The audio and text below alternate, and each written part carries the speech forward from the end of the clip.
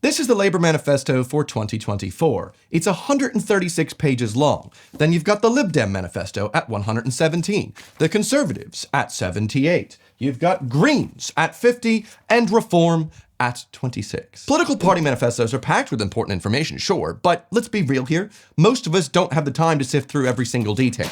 My name is Edinger, and if you're one of my new subscribers coming from my recent videos on the London cycleways or breaking down the UK housing crisis, I think you're going to like this one. I want to pull out the parts of each manifesto that matter to me and compare what each of the 5 major political parties in England, that being the Conservatives, Labour, Lib Dems, Green, and Reform, have to say about that topic, and how it closely aligns with what I'm looking for the next government. And at the end of each topic, I'll be awarding some points. Hopefully not in a Dumbledore-like fashion, though spoilers, actually, Reform got a point or two throughout this, as they've introduced some ideas that made me go, that's not such a bad idea. Though I'll be comparing which parts of the manifesto matter to me, hopefully you can use this to make your own decisions, as we're not going to agree on most things. We are human at the end of the day, and maybe I have an opinion on something you disagree with. That's fine. But the topics that we're interested in today are going to be public transit, we got housing, drugs, the EU, Brexit, healthcare, inflation, economy, migration, and I'll be pulling out a wild card from each manifesto that I don't think is getting enough media coverage. There will be video chapters for each topic below, for whichever one you're interested in.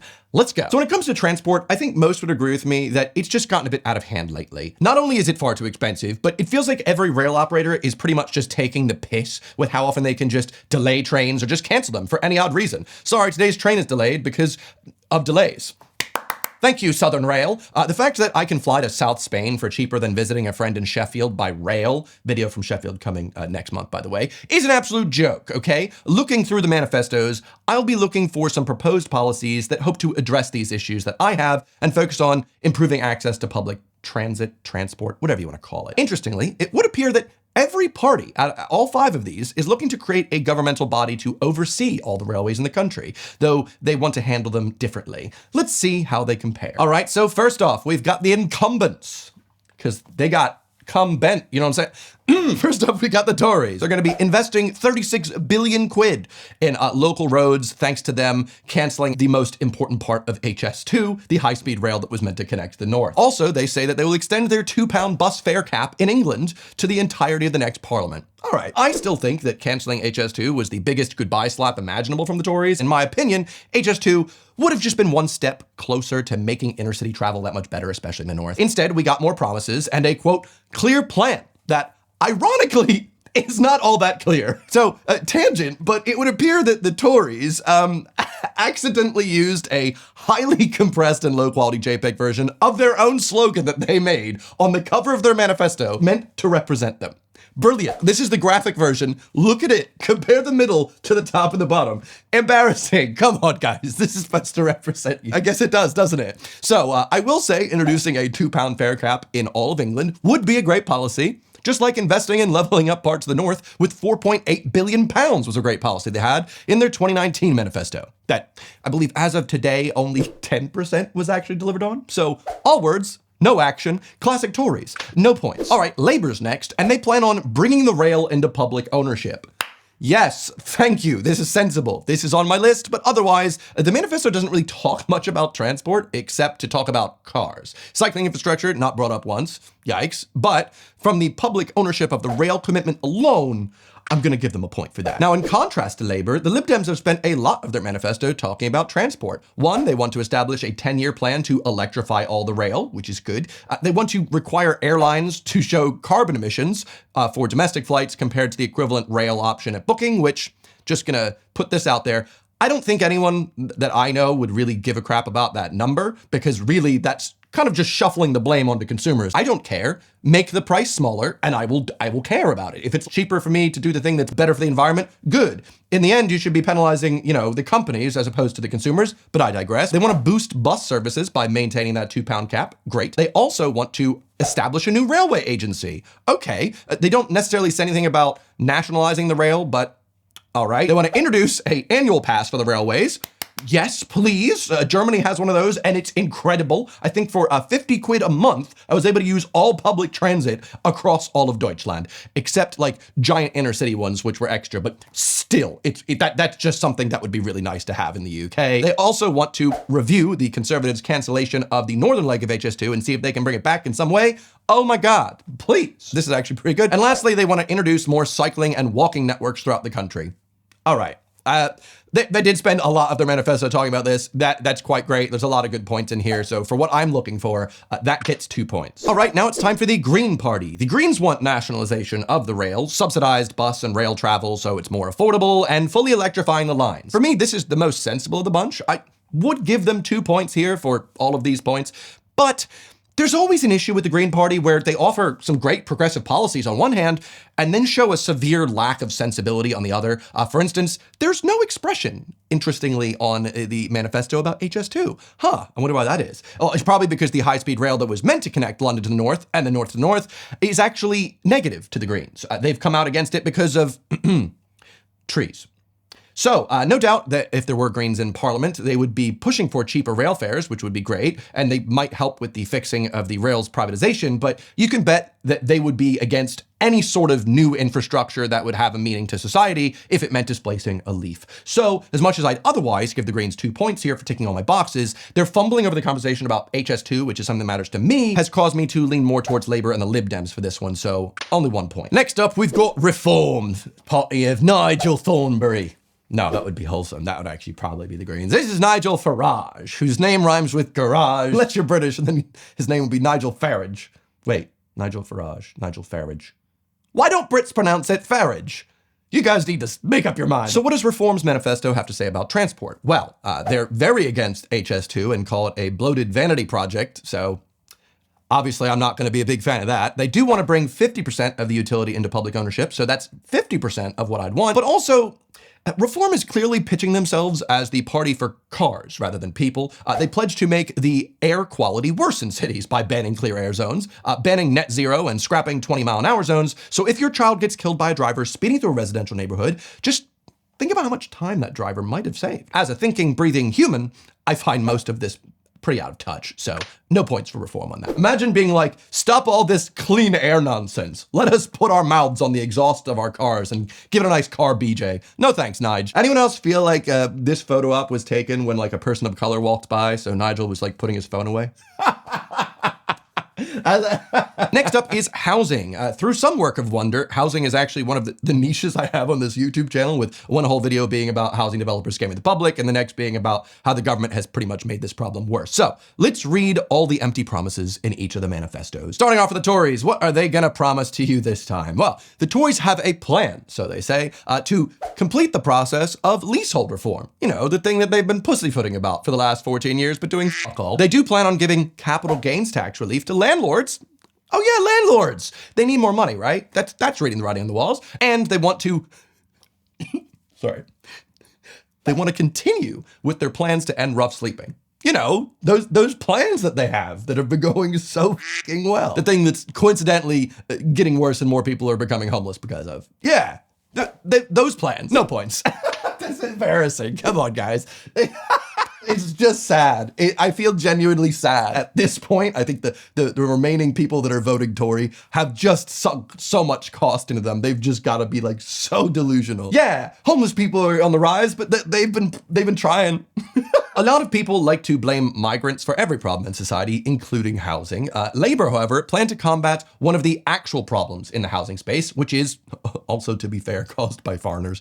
International businesses buying up entire developments before they're even built, so no one that actually lives in the country can buy their own home. Because, you know, homes aren't for living in, they're for investing. Now, Labour's plans on how to solve this aren't very detailed, even though a simple stop allowing foreign investors to buy houses in the country they don't even live in would have been a really simple addendum. They also plan on building 1.5 million homes in 5 years, which I will believe when I see, but Daddy Starmer has referred to the leasehold scam as fleasehold in the manifesto. Fleasehold. They plan to ban it. Listen, if they could follow through on that, I'd be a happy camper. The fact that they put fleasehold in there, I've got to give them a point for that, because yes, it is a horrible system. It's stupid. It's basically a feudalism for the modern era. Ban the leasehold scam. Thanks. Tories are promising 1.5 million homes. You got Labour promising 1.5 million homes, and Lib Demi Lovato coming in here like, excuse me, is that it? We promise more. 380,000 a year, or 1.9 million in 5 years, roughly 40% of those being social housing.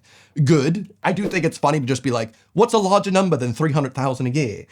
Sure, if they can come up with it, fine. It doesn't seem like anyone is actually hitting their promises, but go off, I guess. Lib Dems also want to abolish leasehold, so easy point for me. And the Lib Dems also want to introduce a rent-to-buy scheme for social housing where rent payments give tenants an increasing stake in the property, owning it outright in 30 years. Yes, please. This should be a thing for all housing, in my opinion, as it would be just one way of countering the ultra-wealthy subjecting us to a life of indentured servitude, perpetually increasing rent payments while our salaries stay stagnant.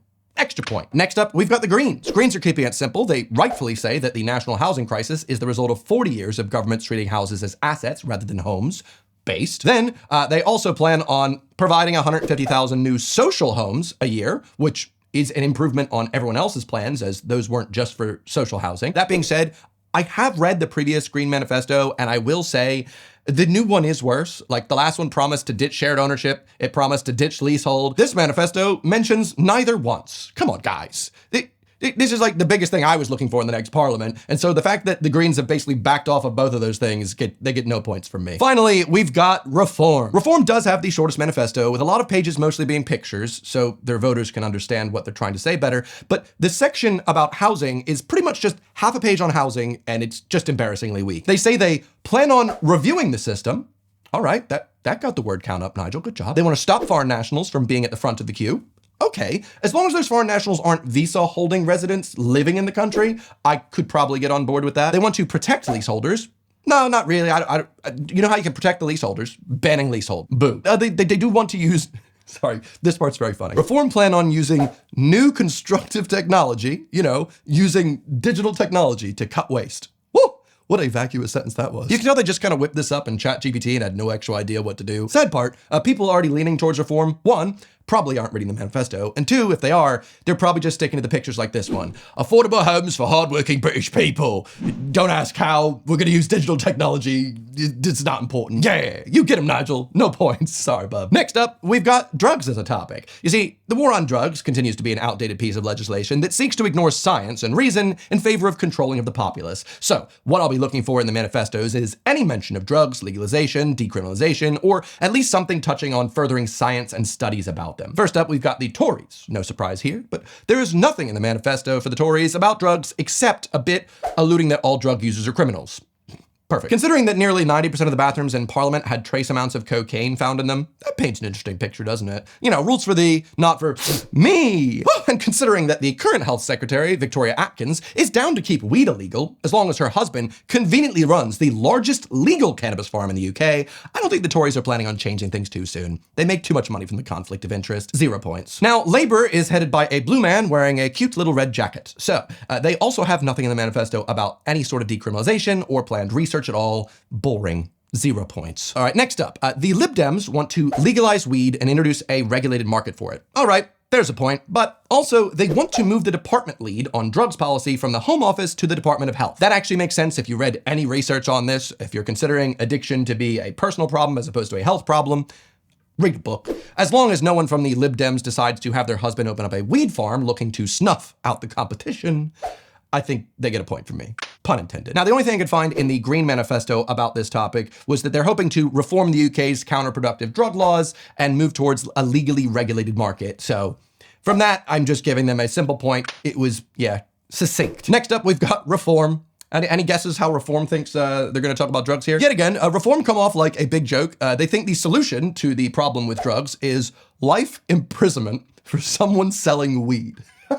And larger fines for use. Obviously, the anti-science party, who I guess haven't read any of the numerous studies showing that criminalization of cannabis has no significant impact on the rate of marijuana use. This is about what I'd expect from the Reform Party, as it's not really a party of facts, but more of feelings. Oh, I'm scared of those people will cover that I see smoking this weed, or we gotta put them in jail. So a point for the Greens and the Lib Dems. No one else gets a point on this one. Moving on to Brexit and the EU. Surely an uncontentious topic. Brexit and the EU, I'm pretty simple with on this one. Pretty much just sort out the issue issues that Brexit has caused, and you get a point. Any guesses what the Tory manifesto says about Brexit?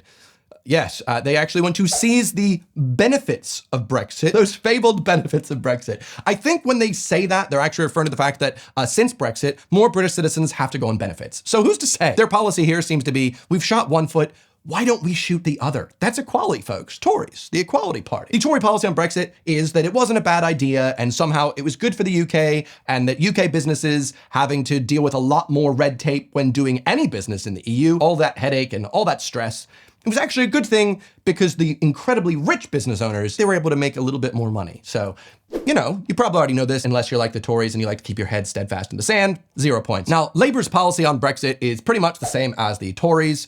They say there will be no return to the single market, the customs union, freedom of movement, big ick, pretty much like I said, blue man, red jacket. The Lib Dems want to rejoin the single market and eventually rejoin the EU, which that would be nice. That's something I'm looking for. So that's easy +1 point.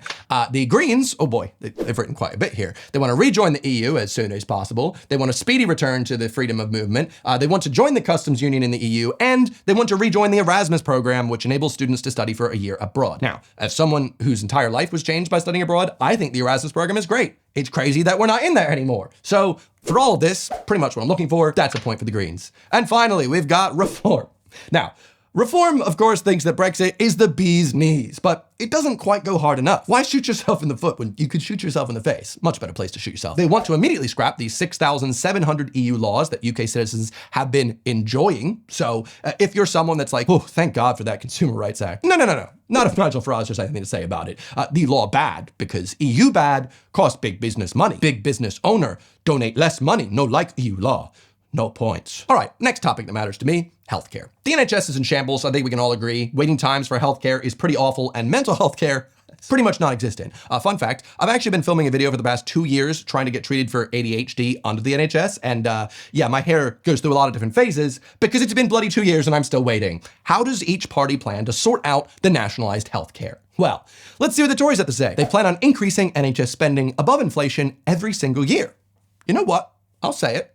That's actually a good policy. That would ensure that the NHS wasn't being beaten down by inflation. And I'd love to give them a point here, but they've had 14 years to do this, and they've, never once hinted that they wanted to be on the side of the NHS. They've actually continuously refused to increase the salaries of our frontline workers, so they had to strike multiple times. So yeah, good idea. Maybe if you'd remotely hinted you wanted to do that instead of, slowly bleeding the NHS dry, maybe you'd be getting votes this election. The Tory manifesto does seem to also think that NHS dentistry is in a fine state, and they're gonna ignore everything about DIY dentistry and dentistry deserts throughout the country. Something I scripted a video about like a year ago and I just have never uploaded because your boy's just busy.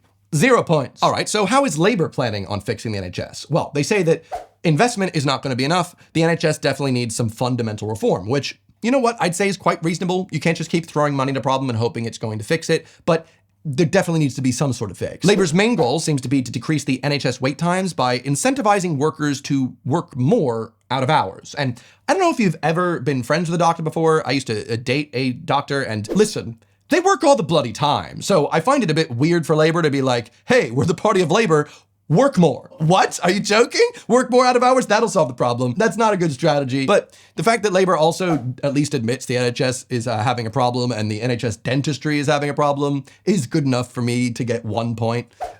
The Tories have set such a low bar here. All right, Lib Dems, what do you got for us? Well, to help the NHS, the Lib Dems will give everyone a new right to see a GP within 7 days and 24 hours if it's urgent. Okay, that's something I can get behind. But they also want to guarantee access to an NHS dentist for everyone needing urgent dentistry care. Yes, and they want to bring dentistry back into the NHS. For that, that's 2 points right there. That sounds like they've been reading a book or something. Congratulations to the Lib Dems. You know what's funny? They're like the party I probably know the least amount about out of all these 5. Maybe that's because they're the worst at the marketing. I think all I know is that the leader of the Lib Dems, his name is Ed Davies, and he likes going on holiday. So, but from the manifestos, it seems great. Maybe work on your marketing, guys. Also, you might be noticing that I start looking disheveled halfway through this. It is 30 degrees and I have all these lights on me and I have the windows closed and I'm making content and I am dying of sweat. Lovely British summer. So, what are the elected Greens gonna do to help the NHS? Well, they want a steady reduction in waiting lists. Don't we all? They're going to guarantee access to an NHS dentist. They're going to boost the pay of the NHS staff and restore local councils' budgets for public health. All right. That's straight to the point. It sounds pretty good. We'll see in the next section how everyone plans on funding all of these amazing policies, but it does seem like the Greens and Lib Dems have done some actual work into coming up with policies that could help the NHS. So that's 2 points from me. Next up is Reform, who have also taken the Tory route of pretending that the state of dentistry in the UK is totally acceptable. Or at least maybe they just didn't have the time to fit it in their 26-page manifesto. But they do actually have a couple interesting ideas for how to dig the NHS out of its hole. So I do want to tell you about these. One idea was to remove the basic tax for all frontline NHS workers for 3 years, meaning that all income up to 50 grand roughly would be untaxed for them. This might be a good incentive to retain some NHS workers that would effectively increase their salary, or at least how much they'd take home, and is an idea where I'm like, why aren't we doing that already? I feel like if we're having such an issue with retaining NHS staff and they are always saying they need more money, just stop taxing them on that lower threshold. Come on. That sounds like a good idea. Listen, I'll be the first to be like, Reform? Good job. It's just a surprising idea to come out of Reform, and I do think they deserve a point for this. All right, and here's a big topic. How is each party planning on funding all of these policies? It's nice to be like, oh, we're gonna do all these amazing things and give everyone buckets of money. But how are they actually planning on giving us these buckets of money? Well, through taxes and the economy. So, how are the Tories going to do all this? Well, do all what exactly? If you haven't read their manifesto, they claim the economy is doing great. So, any of you have a different experience with the economy at the moment? I guess you're just wrong. But as they say themselves in their own manifesto, the Conservative Party will always be the party of business. So if you're a business, maybe you'll benefit. If you're a person, probably not. And don't worry, they've got the priorities right. They promise they won't raise corporation tax, because that's probably what you're worried about, right? Instead of, inflation. Both guys, no points. All right, Labor, what you gotta say? Well, Labor promised they're not going to increase the national insurance for the basic, higher, or additional rates of income, but they plan on modernizing HMRC, changing the law to tackle tax avoidance, and increasing registration and reporting requirements to strengthen HMRC's powers using new technology. I hate when these stupid manifestos are like, we're gonna just new technology. Sure. Labor's plan on not increasing tax for working class people, but instead closing loopholes that allow large corporations to avoid paying tax does make sense to me. That's something I'm looking for. That's an easy point from me. Now, the Lib Dems are also a big fan of closing tax avoidance loopholes the Tories have deliberately left open so that the corporations that they own can make more profits, but they also plan on taxing the fossil fuel corporations more. Yet again, easy thumbs up from me. Honestly, you could put a chimp in number 10 and he'd probably do a better job than a Tory at this point anyway. All right, and the moment you're probably waiting for, how are the Greens going to be, funding all of their wild and extravagant policies? Well, one, they're going to be placing a carbon tax to make polluters pay and provide money to invest in the green transition. All right, that sounds all right. They're going to bring private utilities back into public hands.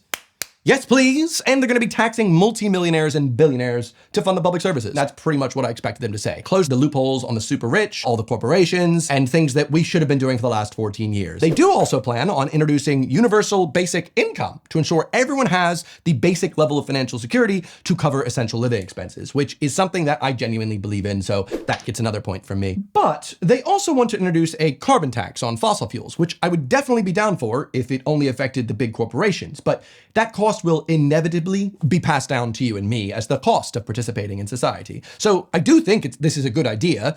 I just think there are better ways to incentivize renewable energy sources. We don't yet live in a world where the consumer has a fair choice between an electric car and a petrol car. Electric cars still cost so much more money. If through subsidies or something else, they instead brought down the cost of electric cars to below the cost of petrol ones, I think that would be a better incentive than, at the end of the day, penalizing people that can't afford an electric car. Then again, the Greens do also seem to have a bizarrely backwards understanding of an incredibly clean and efficient form of energy, that being nuclear. But this video has taken me so long, I'm not doing an entire section on energy. So let's just talk about the weird elephant in the room, which is the Greens' policy on nuclear power, if you aren't aware of this.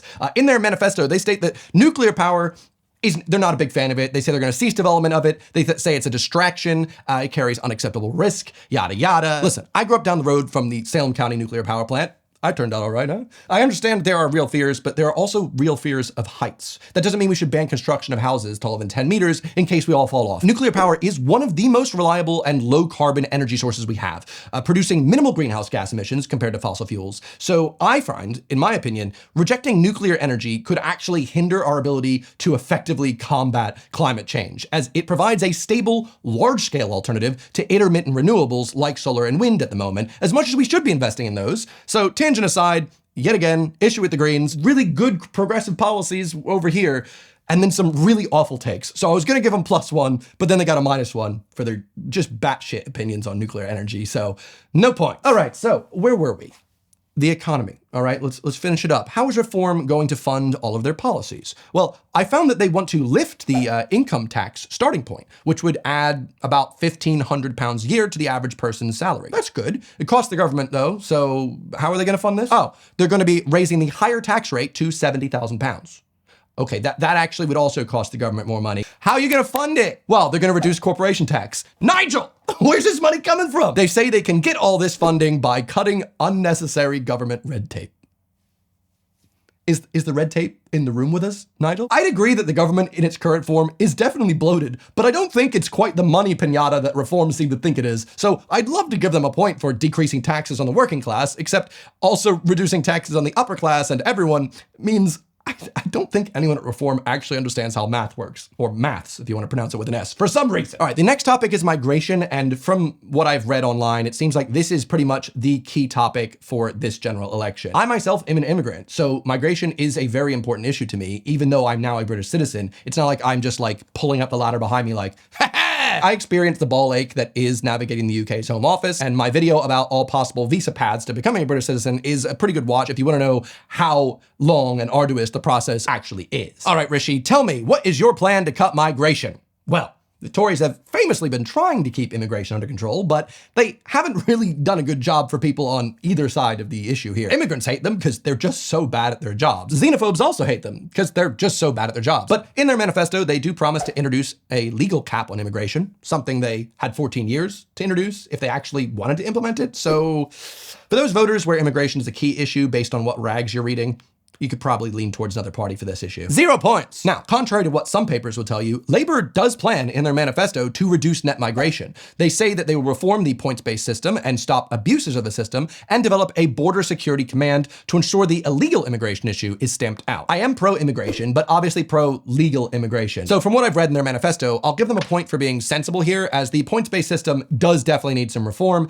and something needs to be done about the increase in illegal immigration. For voters where migration is a key issue, the Lib Dems also want to fix the broken immigration system. They also want to move the visa system out of the Home Office, which from personal experience is a good idea, as the Home Office is one of the most inept departments in all of the government. They want to replace the randomly chosen salary thresholds that the Tories made with ones based on merit, and they want to make sure that EU citizens that are in the UK can settle. For me, I agree with most of this, so it gets a point. Green time! So, one more party seeking the dissolution of the Home Office. Yes, please. I can only get so hard. They want to remove the awful salary thresholds the Tories recently introduced, and they want to make the NHS free for migrants with visas, which I do get, as I used to be a migrant with a visa.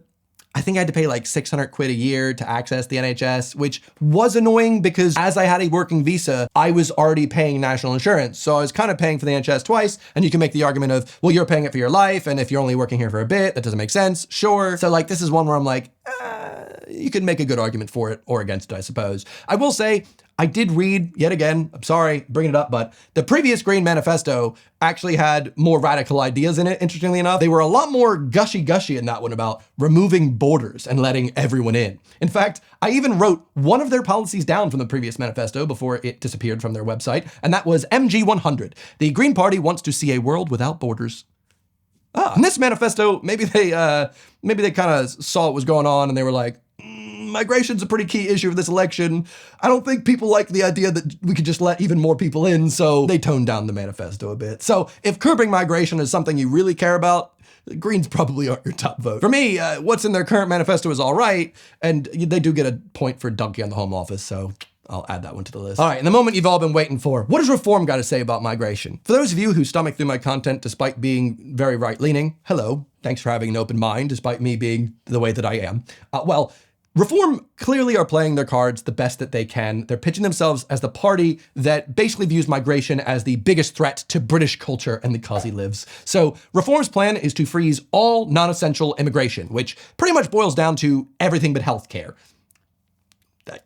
That's not a good idea. I understand the whole like, oi, but it's just not. Reform surprisingly haven't brought up the Home Office at all, which I feel like would have been really easy for them to dunk on the Tories and be like, we'll do better. But, you know, they do have two policies I think are important to bring up here. One, they want to impose a requirement of 5 years employment before an immigrant can claim any benefits. Now, if you're someone that isn't an immigrant, you probably haven't lived the experience of being one in the UK, you might see this policy and go, yeah, why are immigrants taking up all the benefits? But from my personal experience, through the 9 years of being a visa-holding migrant, every single year, except for my final one, which I worked towards, my visa stated I, under no circumstances, was to receive benefits. So that is already in place. It's not some bold strategy. It's one that, like, for people that aren't very aware, don't read the news and don't understand actual migration stuff, they're gonna be like, oh yeah, why don't we implement that? It's like Nigel posting something in the manifesto saying like, migrants will no longer be allowed to commit murder. Yeah, that's already a thing. Sorry, I'm sorry to offend, but that's not a new policy. Just one of those things that the right likes to pound drums about to get people upset and riled up against people from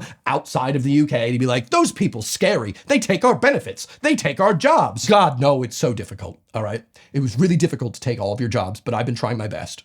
But Reform did have one other policy I wanted to bring up, which was they want to increase national insurance for foreign workers. This makes sense as a way to like help them hit their goals of keeping migration down, I suppose. But from my perspective, this is mostly theater. It won't actually stop the problem, which is illegal immigration. So there's no point for me, obviously. I respect the grind and like riling up the base with stuff that they would probably vote for, even though they don't understand it, but nah. All right, we're now at the wildcard section of the video.